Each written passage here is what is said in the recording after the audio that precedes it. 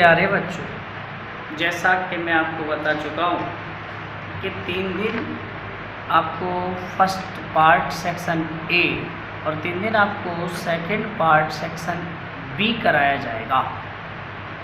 आज मैं high school एवं इंटरमीडिएट के दोनों सेक्शन का ग्रामर व्याकरण आपको देने जा रहा हूँ। हाई स्कूल और इंटरमीडिएट दोनों सेक्शन में सेक्शन ए यानी कि जो व्याकरण आता है उस व्याकरण का सिलेब देने जा रहा हूँ मैं, डायरेक्ट एंड इनडायरेक्ट स्पीच, जिसको कहते हैं हम प्रत्यक्ष एवं अप्रत्यक्ष कथन। प्रत्यक्ष और अप्रत्यक्ष कथन को स्टेटमेंट में हम देने आपको जा रहे हैं। तो सबसे पहले हम ये समझ लें कि प्रत्यक्ष और अप्रत्यक्ष कथन को क्या कहते हैं।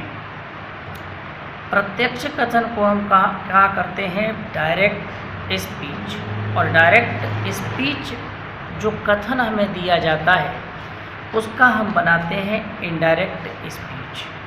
डायरेक्ट स्पीच को कहते हैं प्रत्यक्ष कथन, इनडायरेक्ट स्पीच को कहते हैं अप्रत्यक्ष कथन।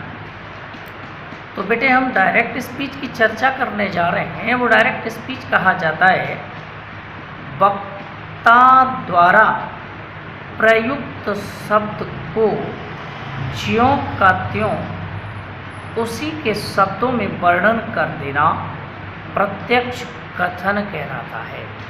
जो भी वक्ता है वह वक्ता अपनी भाषा में जो भी कहता है उस कथन को हम क्या कहते हैं, डायरेक्ट स्पीच। इसी प्रकार इस डायरेक्ट का हमें बनाना होता है इनडायरेक्ट स्पीच।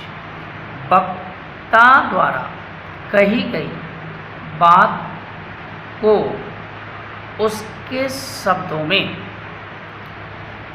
रखकर अप्रत्यक्ष ढंग से अपने शब्दों में वर्णन करना अप्रत्यक्ष कथन कहलाता है। इस प्रकार डायरेक्ट और इनडायरेक्ट का तात्पर्य है कि वक्ता द्वारा कहे गए शब्द का अप्रत्यक्ष रूप में वर्णन करना इनडायरेक्ट स्पीच कहा जाता है। आज मैं डायरेक्ट इनडायरेक्ट प्रारंभ करने से पहले आपको इसके पॉइंट्स टू रिमेंबर्स अर्थात स्मरण बिंदु योग्य बातें बता रहा हूँ कि इस डायरेक्ट से इनडायरेक्ट बनाते समय किन किन बातों का आपको ध्यान रखना चाहिए। प्रथम बात है आपकी कि प्रत्यक्ष कथन 2 भागों में होते हैं। एक भाग कामास के अंदर और दूसरा भाग इन्वर्टेड कामास अर्थात इस इन्वर्टेड कामा से बाहर होता है। प्रथम पॉइंट्स का ध्यान रखें। एक भाग आपको इन्वर्टेड कामा में दिया जाएगा, दूसरा इन्वर्टेड कामा के अंदर दिया जाएगा। पॉइंट नंबर 2, जो भाग इन्वर्टेड कामा, आईसी का तात्पर्य है इन्वर्टेड कामा, जैसा कि हमने हिंदी में लिख रखा है इनवर्टेड कामा, इन्वर्टेड कामा के बाहर होता है, उस भाग को हम रिपोर्टिंग वर्ब कहते हैं। इन्वर्टेड कामा से जो बाहर भाग होता है उसको रिपोर्टिंग वर्ब कहते हैं। और जो चीज़ इन्वर्टेड कामा के अंदर वाले भाग में होती है उसे हम रिपोर्टेड स्पीच कहते हैं। पॉइंट नंबर 3, रिपोर्टिंग वर्ब में कभी कोई परिवर्तन नहीं होता। कोई भी रिपोर्टिंग वर्ब है इसको हम कभी बदलते नहीं। इसे हम प्रिंसिपल वर्ब अर्थात मुख्य क्रिया भी कहते हैं। केवल इसमें से अथवा सेट अथवा जो भी क्रिया आएगी उसी के अनुसार हम वाक्य को बदल देंगे, शर्त के अनुसार उसका परिवर्तन कर देंगे।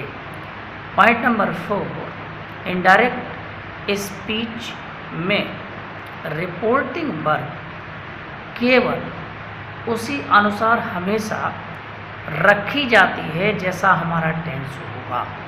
पॉइंट नंबर 5, रिपोर्टेड स्पीच का वाक्य आवश्यक शर्त टेंस के अनुसार ही परिवर्तन किया जाता है। प्यारे बच्चों, इतना हम ध्यान रखें कि जब रिपोर्टेड स्पीच से हम वाक्य बनाएंगे तो ध्यान रखेंगे कि रिपोर्टिंग वर्ब में हमारी क्रिया क्या है, हम उसी के अनुसार वाक्य बनाएंगे।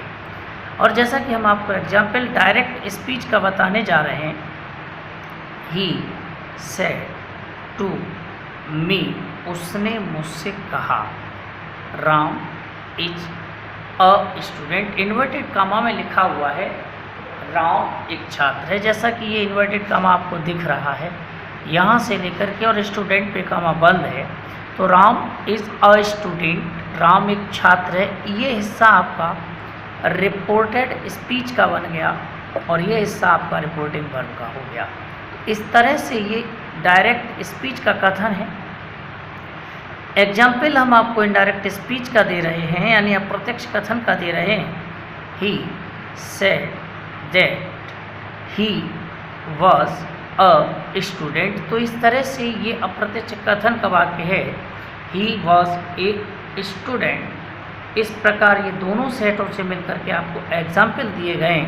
शेष आपको आने वाले दूसरे पार्ट में आपको देंगे। आज के लिए केवल 5 पॉइंट्स आपको इसलिए दिए जा रहे हैं कि आप उस पॉइंट्स का रिमेंबर करें, स्मरण करें, जिससे वो आपको पॉइंट्स अच्छी तरह हो जाए। जैसा कहा जाता है, वर्क इज वर्शिप, कार्य ही पूजा होती है। अगर आप कार्य करते रहेंगे तो आपकी पूजा सफलता के लिए स्रोत दिखाएगी।